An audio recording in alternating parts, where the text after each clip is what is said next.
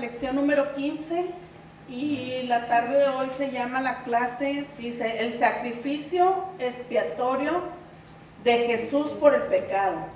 Aquí nos explica el libro que la palabra expiatorio venía siendo como reparar o arreglar algo de lo que había pasado, que viene siendo lo que vino a hacer Jesús, el sacrificio, a reparar lo que nosotros hicimos mal, ¿verdad? El pecado.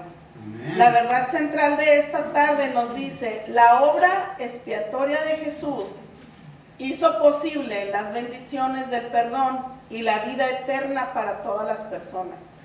Si nuestro Señor Jesucristo no hubiera hecho ese sacrificio tan grande que hizo por nosotros, en el día de hoy nos vamos a dar cuenta que pues nosotros íbamos nuestra vida a la muerte, ¿verdad? A la muerte eterna. En la antigüedad vamos a ver los sacrificios que se hicieron en el Antiguo Testamento y lo que vino a ser el sacrificio nuestro Señor Jesucristo en el Nuevo Testamento. El versículo clave va a estar en el libro de Hebreos, capítulo 9, versículo 14, y nos hace una pregunta diciendo, ¿cuánto más la sangre de Cristo, el cual mediante el Espíritu Eterno se ofreció a sí mismo sin mancha a Dios, limpiará vuestras conciencias de obras muertas para que sirvas al Dios vivo? Amén. ¿Cuánto más que la sangre de nuestro Señor Jesucristo, verdad? Porque no hubo ningún otro sacrificio, ninguna otra persona lo podría haber cumplido nada más que Él, porque Él fue el que se mantuvo sin mancha, sin pecado, porque sabemos que era el Hijo de Dios, era Dios mismo, hecho carne para venir a cumplir aquí en la tierra el propósito, porque Él ya se había cansado de tanto sacrificio que se había hecho en la antigüedad sobre los animalitos que se mataban, y Él decía, pues solamente era por algo temporal lo que hacían en aquellos tiempos. Nuestras metas de la enseñanza nos dice que exploraremos el significado de la expiación y la importancia en nuestra experiencia de la salvación. Reconoceremos a Jesús como el único que puede liberar del pecado y ofrecer una nueva vida. Amén. Oraremos por oportunidades para guiar a otros a la salvación. Esta es una meta muy importante de la enseñanza de hoy, que sigamos orando para que Dios nos ponga esa oportunidad de poderle expresar a alguien más el plan de salvación, porque tenemos que saber que no tenemos que ser egoístas. El tesoro que Dios nos dio, porque mucha gente, si usted lo visualiza aquí en la tierra, si usted hereda algo de sus papás, se vuelve una persona envidiosa y tacaña, nada más lo quiere para usted, porque dice usted, está esperando que su papá muera o su mamá para que le herede lo que le va a dejar. Si su mamá le prometió algo, el sentimiento de la carne, luego lo está esperando el momento en que ella muera para uno entrar en posesión, y nunca lo vas a querer compartir. Bueno, el sacrificio que Dios nos dio, esa herencia que nos dio, porque es una herencia que a cada uno nos repartió Dios, esta salvación, la vida eterna, nosotros ahora la tenemos que repartir a los demás. Por eso nos dice que nosotros somos coherederos de Cristo, ¿verdad? Porque nos compartió la salvación, el ser hijos de Dios. Todos los derechos que Jesucristo tiene, ahora nosotros vamos a formar parte de ser cuando estemos en la vida eterna.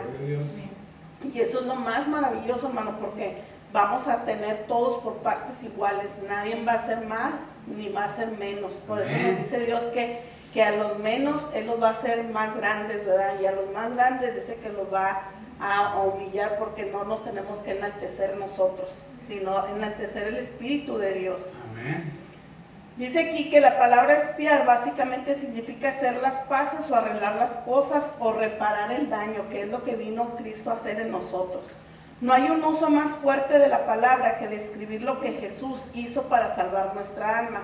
Éramos culpables de pecados que no podíamos reparar, ni encubrir, ni mucho menos pagar.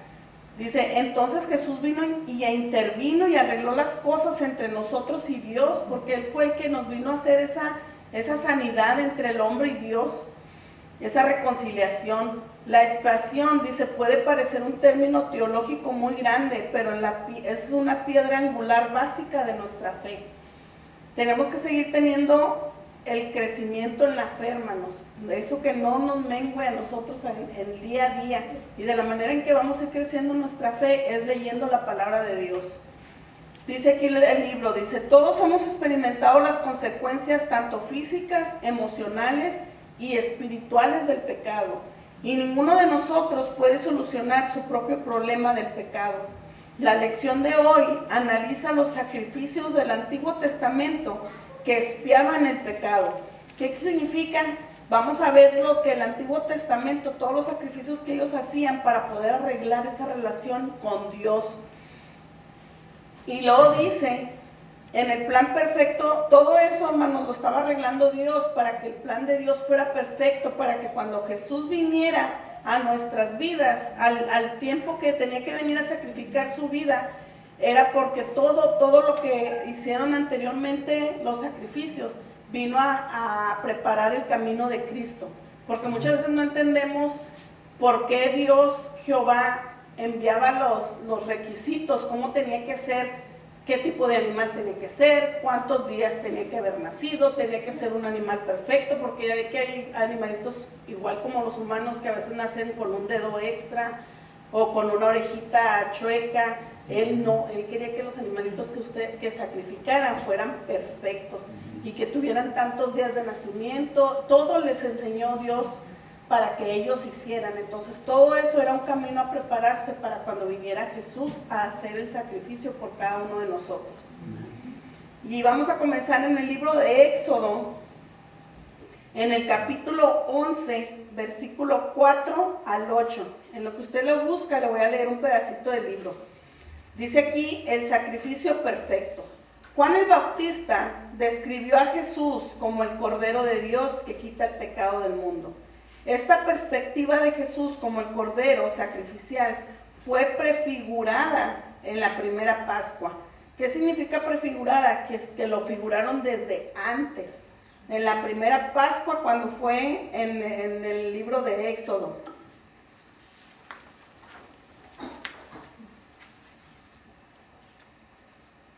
Libro de Éxodo, capítulo 11, versículo 4. Cuando el corazón del faraón seguía estando endurecido, después de las 9 plagas que hubo en el pueblo de Egipto, dice que entonces Dios desató el peor juicio que hubo, que fue cuando murió el primogénito de cada familia, tanto del principal, del rey, como del sirviente. Y nos dice así la palabra de nuestro Señor Jesucristo, dice, dijo pues Moisés, Jehová ha dicho así, a la medianoche yo saldré por en medio de Egipto y morirá todo primogénito en tierra de Egipto, desde el primogénito de Faraón, como se sienta en su trono, hasta el primogénito de la sierva que está tras el molino, y todo primogénito de las bestias. Y habrá gran clamor por toda la tierra de Egipto, cual nunca hubo, ni jamás habrá. Aquí una promesa que Dios hizo que nunca más lo iba a volver a hacer. Esa fue la primera y la única vez que lo hizo. Dice, pero contra todos los hijos de Israel, desde el hombre hasta la bestia, ni un perro moverá su lengua, para que sepas que Jehová hace diferencia entre los egipcios y los israelitas. Y descenderá a mí todos estos tus siervos, e inclinados delante de mí dirán, vete tú y todo el pueblo que está debajo de ti, y después de esto yo saldré. Y salió muy enojado de la presencia del faraón. Después de esta plaga, lo que buscaba Dios era que el faraón se rindiera y pudiera dejar ir al pueblo de Egipto, de la esclavitud de Egipto. Ahora vamos a leer en el capítulo 12 y vamos a comenzar en el versículo del 1.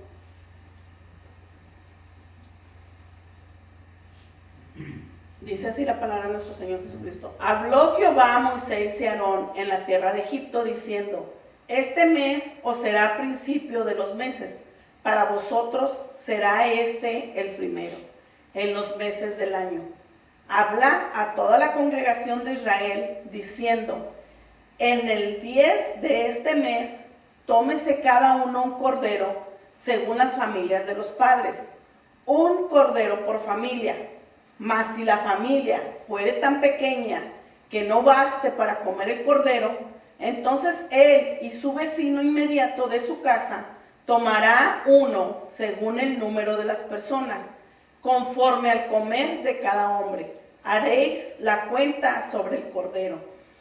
Dios les dio instrucciones de que cuando ellos hicieran el sacrificio del cordero, que mataran y sacaran la sangre, porque era cuando iba a pasar el ángel de la muerte sobre las casas.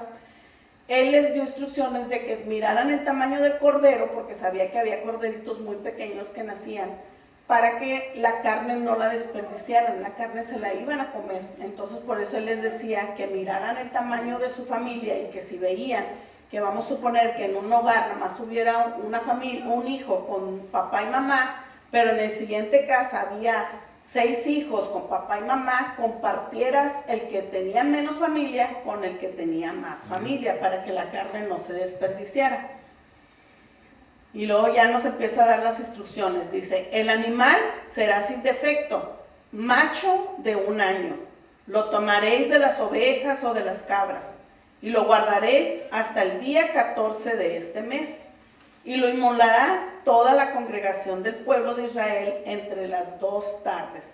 Y tomará de la sangre y la pondrá en los 2 postes y en el dintel de las casas en que lo han de comer.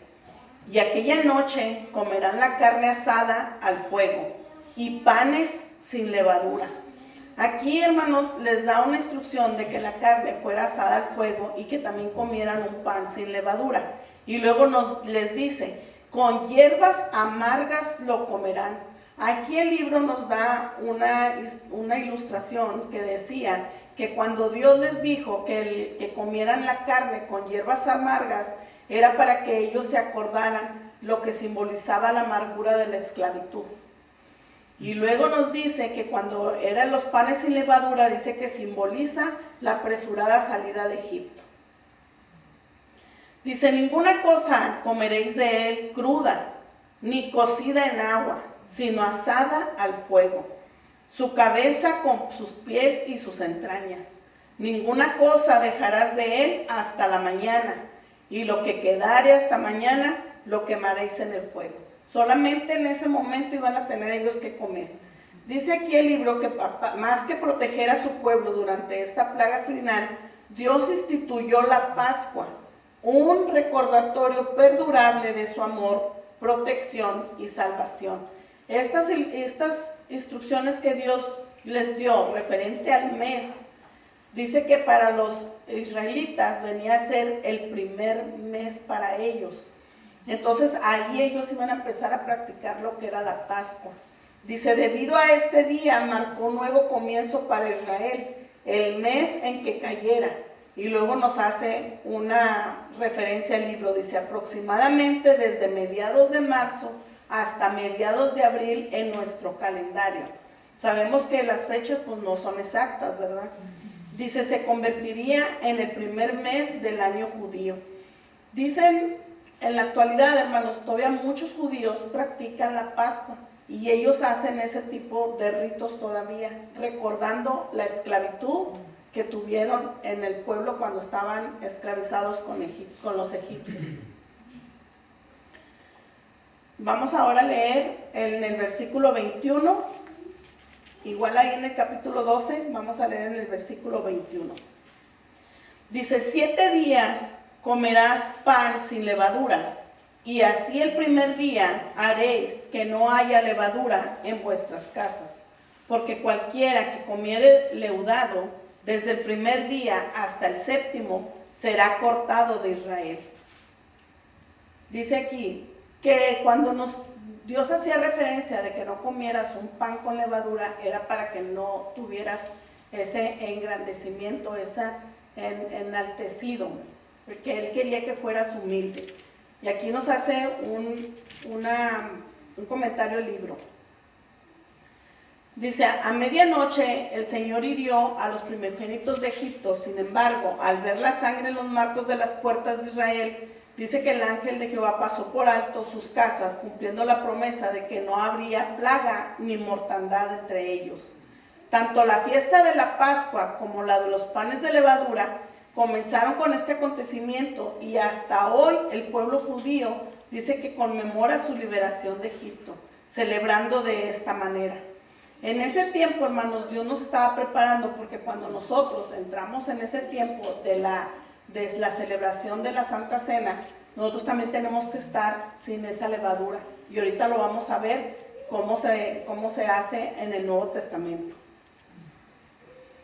Vamos a pasar ahora al libro de Primera de Corintios, capítulo 5, versículo de 6 al 8. Nos dice que Cristo es nuestra Pascua.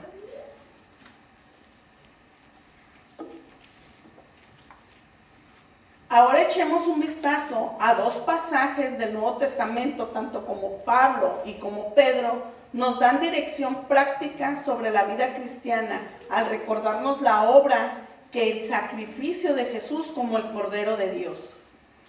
Y dice la palabra de nuestro Señor Jesucristo así.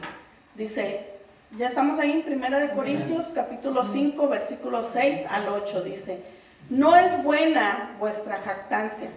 ¿No sabéis que un poco de levadura leuda toda la masa?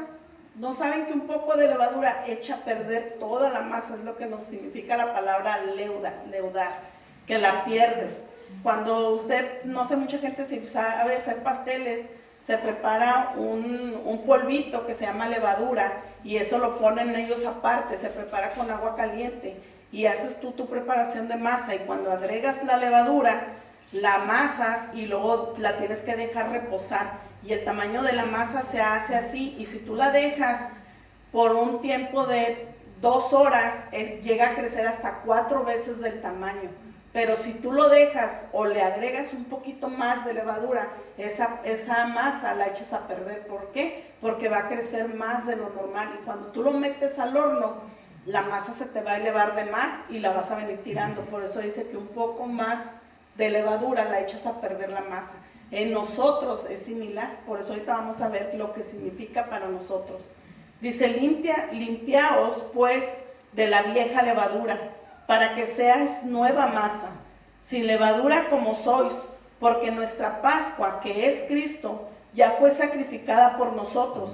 Así que celebremos la fiesta, no con la vieja levadura, ni con la levadura de malicia y de maldad, sino con panes sin levadura, de sinceridad y de verdad. Amén. Eso es lo que Dios quiere en cada uno de nosotros, ¿verdad? Que sigamos el ejemplo de Él, que el sacrificio Él ya lo hizo. Ahora nuestro trabajo es que si Él ya mató al viejo hombre, bueno, ahora nosotros practicar el nuevo hombre. Podríamos sorprendernos de que Pablo mencionara la Pascua y aludiese la fiesta de panes sin levaduras. Dice, después de todo estaba reprendiendo a los creyentes de Corintio por permitir el pecado sexual en su congregación y luego se jactaban de ellos. El pueblo de Corintios, la iglesia de Corintios estaba pasando por muchos males dentro de la iglesia, y ellos no estaban teniendo un remordimiento. Por eso Pablo mandó esta carta a los corintios diciéndoles que se quitaran esa vieja levadura, que dejaran de jactarse por el pecado, que ya dejaran de practicar lo que estaban haciendo. Pero es un consejo que también en la actualidad entra a cada uno de nosotros. Vamos a ver ahora el libro de Primero de Pedro, capítulo 1, versículo 13 al 19. Y vamos a ver qué es lo que nos aconseja el apóstol en la carta primera de Pedro.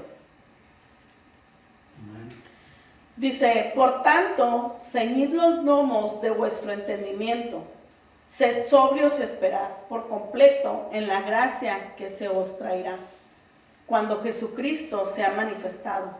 Como hijos obedientes, no os conforméis a los deseos que antes tenías, estando en vuestra ignorancia, sino como aquel que os llamó es santo. Sed también vosotros santos en toda vuestra manera de vivir, porque escrito está, sed santos porque yo soy santo.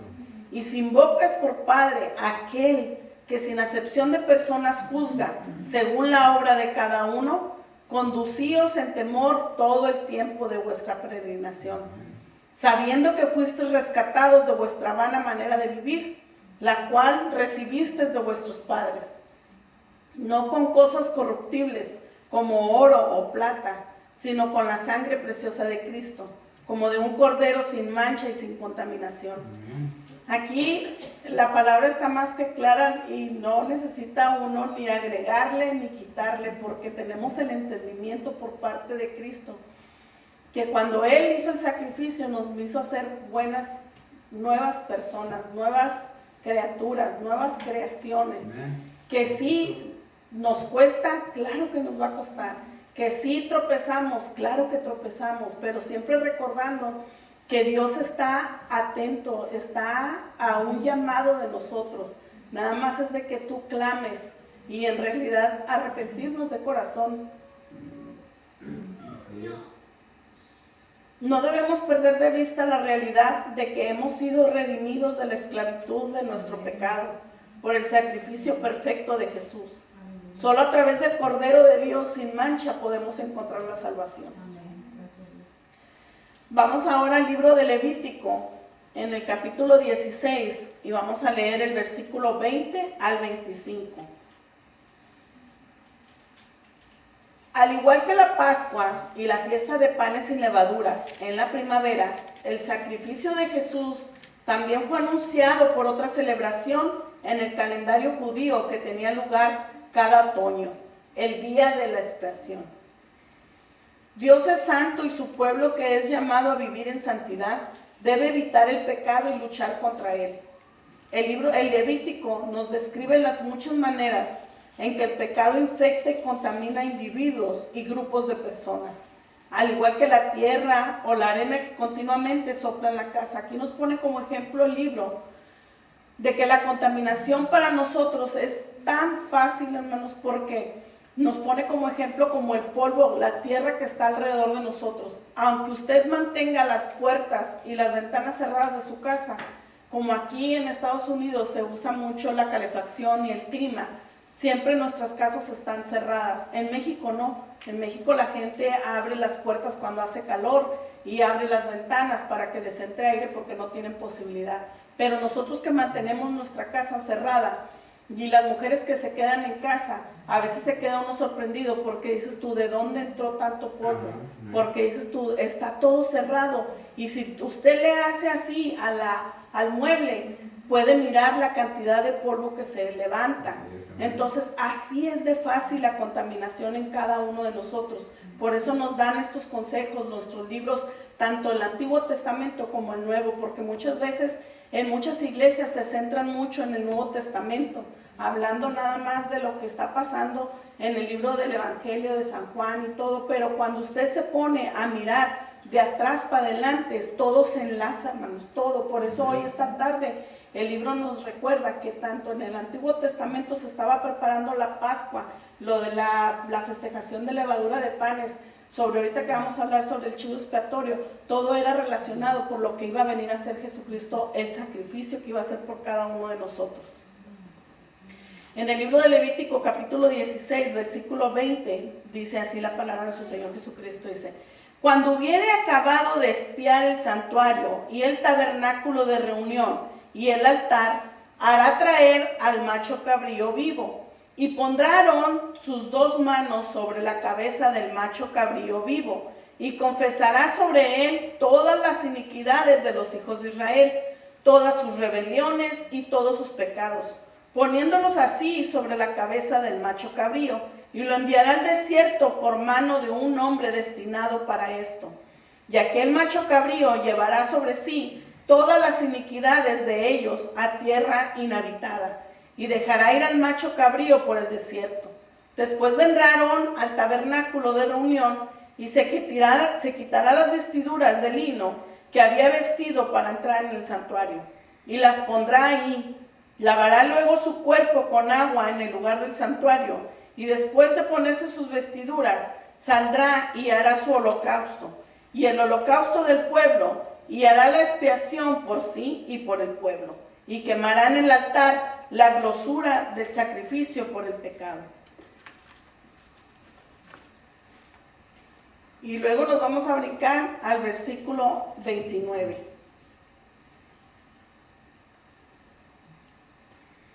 Antes de eso, hermanos, cuando él habla de sacrificar el cabrío, el macho cabrío, dice aquí el libro que tenían que traer 2 animales, y uno era el que se sacrificaba y el otro era el que se oraba y se dejaba ir al monte.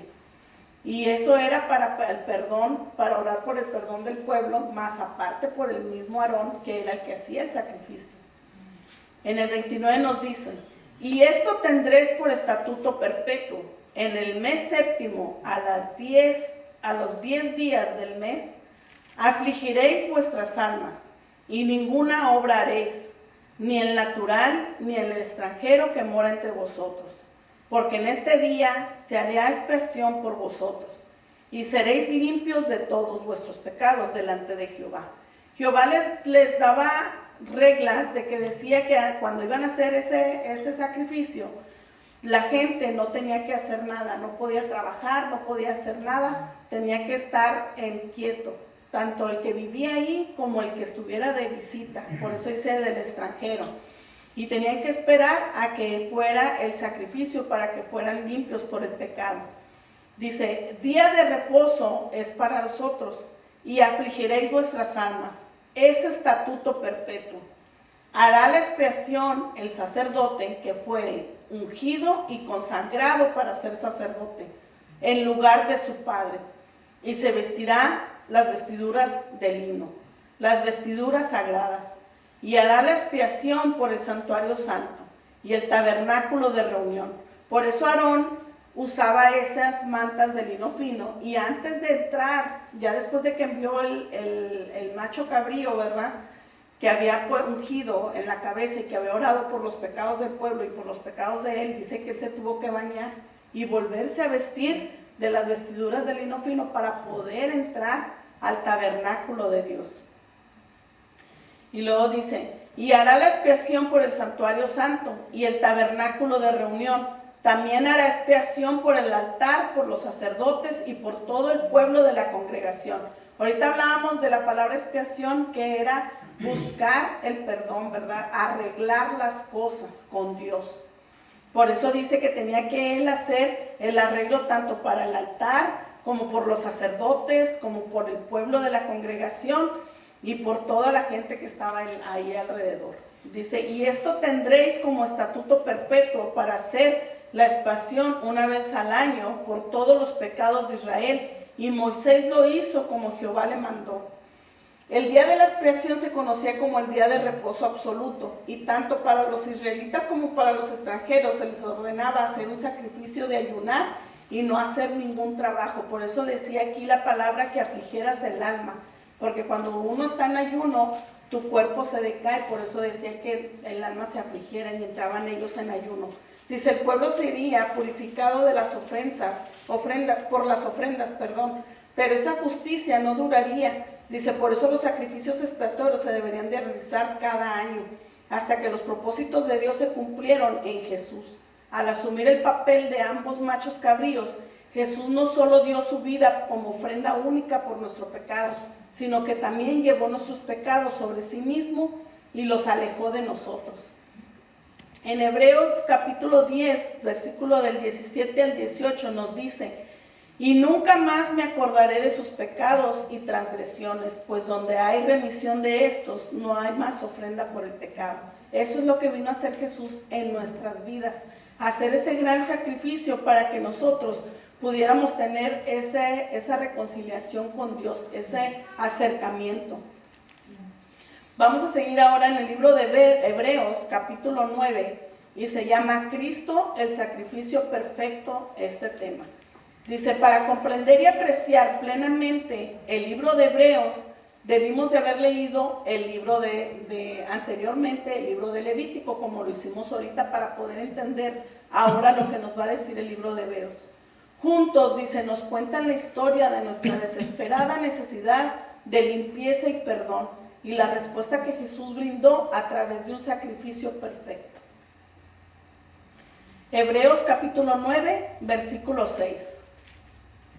Dice: y así, dispuestas estas cosas, en la primera parte del tabernáculo, entran los sacerdotes continuamente para cumplir los oficios del culto.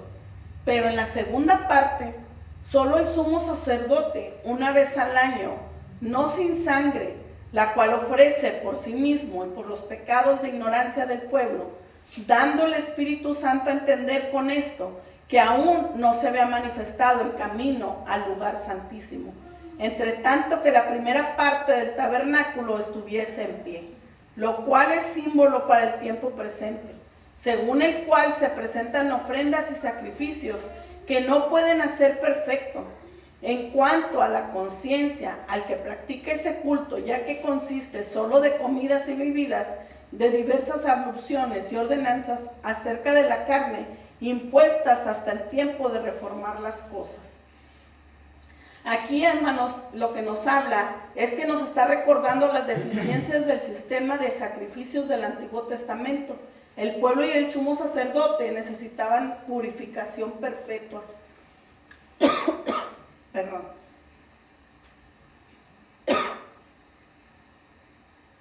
Perdón. Dice, la entrada a la presencia de Dios estaba limitada porque aún no se había manifestado el camino al lugar santísimo, entre tanto que la primera parte del tabernáculo estuviese en pie. Este tipo de expiación nos proporcionaba una cobertura temporal para los pecados, limpiando el cuerpo sin tocar la conciencia. Que ahora, cuando ya Jesucristo vino a hacer el sacrificio, el gran sacrificio que Él hizo por nosotros, y ahora sí ya entró no nomás al cuerpo, sino también a la conciencia de cada uno de nosotros, que era muy diferente cuando se hacía en la antigüedad, porque el que se dedicaba a eso nada más era el sacerdote, el que se dedicaba a la oración, el que podía entrar al lugar santísimo con hablar con Dios. Vamos a la segunda parte, dice, pero estando ya presente Cristo como sumo sacerdote de los bienes venideros, por el más amplio y más perfecto tabernáculo, no hecho de manos, es decir, no de esta creación, y no por sangre de machos cabríos, ni de becerros, sino por su propia sangre, entró una vez para siempre en el lugar santísimo, habiendo obtenido eterna redención. Porque si la sangre de los toros y de los machos cabríos y las cenizas de la becerra rociadas a los inmundos santificaban para la purificación de la carne, cuánto más la sangre de Cristo, el cual mediante el Espíritu Eterno se ofreció a sí mismo sin mancha a Dios, limpiará vuestras conciencias de obras muertas para que sirvas al Dios vivo. ¿Se fijan cómo ahorita ya leyendo todo el contexto del libro de Hebreos ya se entiende lo que es el versículo clave que leímos al principio? Porque muy bien, cuando usted lo lee no le entiende todo el contexto, hombre, hasta que ya empieza a leer desde antes. Por eso muchas veces el pastor nos recomienda, ¿verdad? Nos aconseja que cuando usted lea un versículo y no lo entendió, vaya más arriba para hasta entenderle más de lo que Dios nos está tratando de decir. Dice, así que por eso es mediador de un nuevo pacto, para que interviniendo muerte para la remisión de las transgresiones que había bajo el primer pacto, los llamados reciban la promesa de la herencia eterna. A través de Jesús, hermanos, nuestros pecados no solo quedan cubiertos temporalmente, sino que nos convertimos en hijos de Dios, libres del pecado y herederos de todas las promesas. Y esto lo podemos ver en el libro de Romanos.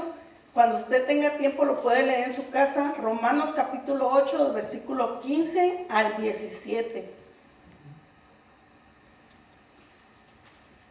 Y aquí es cuando nos recuerda, dice, y si hijos, también herederos, herederos de Dios y coherederos de Cristo. Y si es que padecemos juntamente con Él, para que juntamente con Él seamos glorificados. Se fija qué tan regalo tan maravilloso nos vino a dar el Señor, ¿verdad? Que a veces no lo apreciamos tanto como Él nos lo pide día a día. Tenemos que tener un poquito más de conciencia cada uno de nosotros para que el día de mañana nos sientamos orgullosos de decir con toda, como una vez nos comentaba el pastor, no vengas con tu mirada hacia abajo y no vengas con la cabeza agachada, sino levanta tu cabeza. Tal vez fallaste, pero sabemos que Dios siempre está contigo. Amén.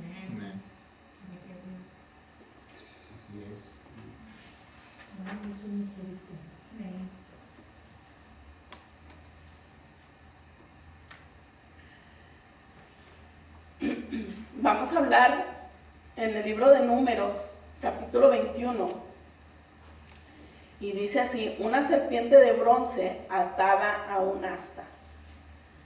Cerca del final del exilio de los 40 años en el desierto, los israelitas volvieron a quejarse contra Moisés y Dios. Incluso décadas después todavía se quejaban por haber abandonado Egipto. Cuando ellos empezaron a caminar por el desierto, después de que fueron liberados, empezó la quejadera entre ellos, porque pues no tenían, según ellos, las comodidades que tenían allá, ¿verdad? Pero a veces así nos pasa a nosotros también.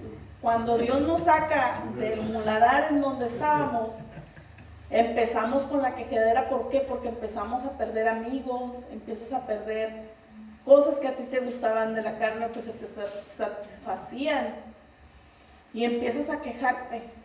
Pero tenemos que tener mucho cuidado, hermanos, porque por eso son estas clases, para que no caigamos en lo que gente anteriormente lo pasó. Tal vez usted dirá, pues es un personaje que yo no lo vi, yo no lo conocí, pero pasó, porque es palabra de Dios y la palabra de Dios no miente. Números 21, versículo 4, dice: después partieron del monte de Jor, camino del Mar Rojo, para rodear la tierra de Edom, y se desanimó el pueblo por el camino, y habló el pueblo contra Dios y contra Moisés: ¿por qué nos hiciste subir de Egipto para que muramos en este desierto? Pues no hay pan ni agua, y nuestra alma tiene fastidio de este pan tan liviano. Y Jehová envió entre el pueblo serpientes ardientes que mordían al pueblo, y murió mucho pueblo de Israel. Entonces el pueblo vino a Moisés y dijo: hemos pecado por haber hablado contra Jehová y contra ti. Ruega a Jehová que quite de nosotros estas serpientes. Y Moisés oró por el pueblo.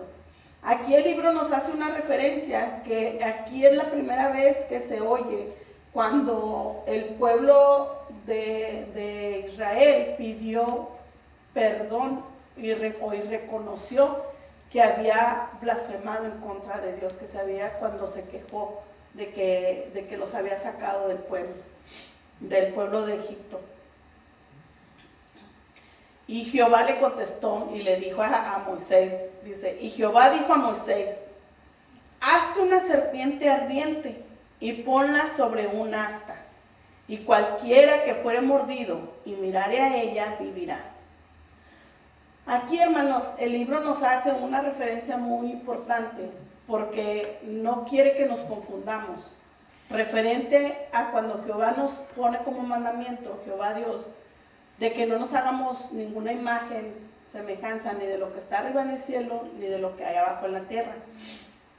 Aquí lo que hace referencia a Dios era de que cuando el pueblo de Israel se quejó, Dios les mandó ese castigo, ¿verdad?, del pecado que ellos tuvieron en contra de él, que fue, envió serpientes, y las serpientes los estaban mordiendo y morían. Dice que murieron muchos israelitas. Cuando ellos miraron eso, pues tuvieron temor y fueron a rogarle a Moisés para que hablara con Jehová, Dios, y le pidiera perdón por ellos. Cuando Moisés les rogó, Jehová les dijo: bueno, ponte en un asta, pon una serpiente, y si las serpientes que están abajo los llegan a morder, ellos con tan solo mirar la serpiente se van a sanar. Dios no les quitó las serpientes como el castigo que les había mandado. Él les dejó las serpientes para que siguieran ahí y reconocieran y obedecieran lo que Dios había dejado de estatuto, que era que si tú te querías salvar, que miraras a la serpiente para que te pudieras sanar, pero no haciendo reverencia ni tampoco clamando a la serpiente. Era un paso de ellos de obediencia conforme al castigo que estaban teniendo por haber blasfemado en contra de Dios. ¿Sí quedó claro? No se revolvieron. Poquito, no, está bien, ¿verdad? Más que todo para que no nos confundamos, es lo que nos hace referencia el libro, que no nos confundamos de que dijera uno, bueno, pues ¿por qué Dios mandó a hacer una serpiente? Si en Génesis, haciendo referencia a Jesús, hablaba de la serpiente que la maldijo y todo eso, ¿verdad? Que había pasado con Eva. Entonces cuando Dios los castigó al pueblo de Israel por haber blasfemado en contra de Dios, por haberse quejado, Él mandó ese castigo de las serpientes. Cuando hubo arrepentimiento en ellos, fue cuando Dios le ordenó a Moisés que pusiera esa serpiente en la asta para que cuando ellos fueran mordidos, porque las serpientes no desaparecieron, siguieron entre ellos, vieran a la serpiente como un perdón, buscando el perdón hacia Dios y pudieran ellos vivir. Dice aquí la palabra del Señor. Dice, y Moisés hizo una serpiente de bronce y la puso sobre un asta, y cuando alguna serpiente mordía a alguno, miraba a la serpiente de bronce y vivía. Nos da aquí 3 puntos importantes el libro. Nos dice, la serpiente de bronce no tenía propiedades mágicas. No había sanidad que viniera por parte de él, sino la sanidad era de que ellos la buscaran por parte de Dios, pidiéndole el perdón. Por eso estaban mirando hacia la serpiente. El Señor permitió que las personas obedientes sobrevivieran, pero no eliminó los efectos del juicio. Quiere decir que no eliminó las serpientes ni las mordeduras, no evitó que ellos fueran mordidos por las serpientes que estaban ahí. Y el tercer punto dice, los israelitas se quedaron con la serpiente, aunque no había ninguna orden de hacerlo. La siguiente vez que se menciona en las escrituras, dice que había pasado unos 700 años y el pueblo ofrecía sacrificios a la imagen. Cuando esa serpiente que hizo Moisés, dice que se quedaron con ella. Pero ya la gente se estaba confundiendo, ya estaba haciendo adoración a la serpiente. Y dice que cuando llegó Ezequías a ser rey, dice que destruyó la serpiente junto con los santuarios paganos, las columnas sagradas y los postes de acera que el pueblo usaba en la adoración de los ídolos. Y esto usted lo puede corroborar en el libro de Segunda de Reyes, capítulo 18, versículo 4.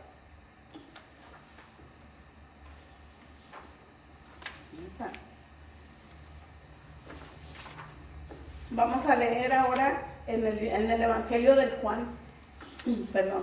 Vamos al libro del Evangelio de Juan.